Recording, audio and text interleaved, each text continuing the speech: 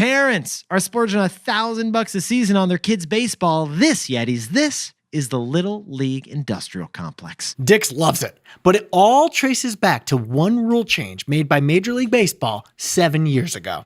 Now, Yetis, you may not know this, but before Jack was a second-string backup, high school quarterback, varsity for the second-string quarterback, he also happened to play baseball. So, what did you treat yourself to this spring, Jack? Well, Wilder, he turns 5 next month. Sounds like a long story, Jack. What did you treat yourself to? I'm going to be his T-ball coach, dude.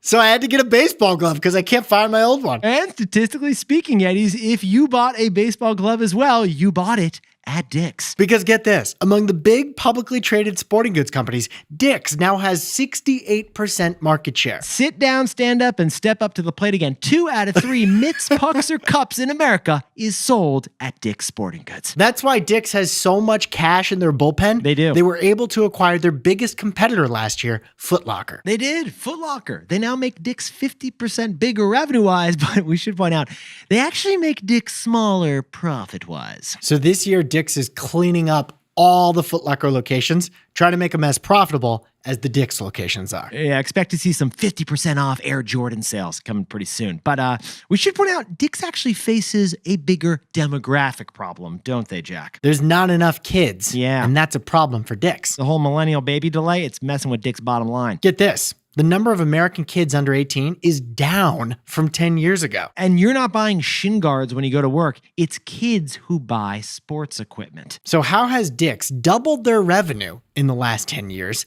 despite Amazon and there being fewer kids to buy sporting goods? I mean, Jack, it's not inventory management. It's got to be something more exciting than that. Here it is, Yetis. According to new data from the Aspen Institute, there's a Little League industrial complex that Dick's is benefiting from. That's right. Get this. Back in 2019, the average parent dropped $660 on their kid to play baseball each season. But today, the price is up to $1,100 to put your kid through baseball. That's nearly twice the cost in just 7 years. People are tapping into their 401k to pay for T-ball. That doesn't even include the custom stringing for the lacrosse sticks you're doing on the side, Jack. Well, we're only talking about baseball. I bet lacrosse is way more expensive than that. No, you start with baseball and then you switch over and start playing lacrosse. I think that's how it works. But Yetis, where is this huge price hike from baseball coming from? This is crazy. Well, it all started with a rule change passed by Major League Baseball in 2019. You see, 7 years ago, pro baseball loosened the rules on cleats that players could wear. They let them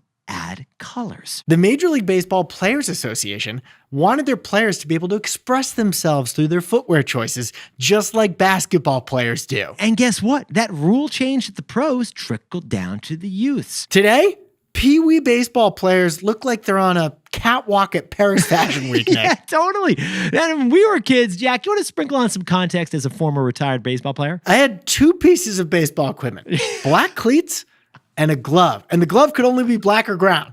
And Nick, I borrowed a bat. Not every player needs to have their own bat. Jack's like, we used to cut down the trees and make the bat out of the wood there we cut down. But today, I went to Dick's last week.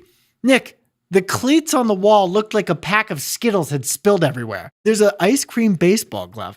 Most of the glove looks like the cone, and then there's like pink ice cream dripping down the glove. And each of these pieces of equipment is actually a fashion accessory that the kids are flexing their personality with. For those not watching on YouTube, Jack's using air quotes. So Jack, what's the takeaway for our baseball buddies over at Dick's? Just like Kevin Costner's classic flick, if you build it, they will come.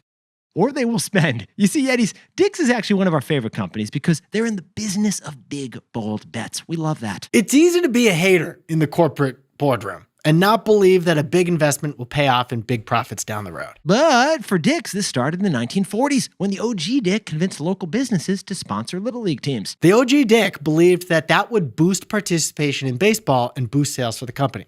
And they did. It did. And then in 2016, Dick's got tacky. They bought an app for live streaming local sports and keeping stats and scores of players. They believed players and families would shop at Dick's more. And they did. Then in 2018, after the Parkland shooting in Florida, Dick's stopped selling firearms. It was a brave move. They believed leadership in guns would boost the Dick's brand, and it did. Then in 2021, Dick's opened its first House of Sport, a huge sports complex store. 150,000 square feet. 3 times larger than a regular big box store. Rock climbing walls, driving ranges, batting cages. Because Dick's believed becoming a true sports destination would boost sales. And the extra investment paid for itself in less than 2 years in more sales at those huge locations. Oh, sorry, besties. You want more receipts? You want more proof it all worked? Well, Dick's stock is up 300% in the last 5 years, which is 3 times better than the S&P 500. Dick's is in the business of big, bold bets. To quote Kevin Costner, if you build it, they will come.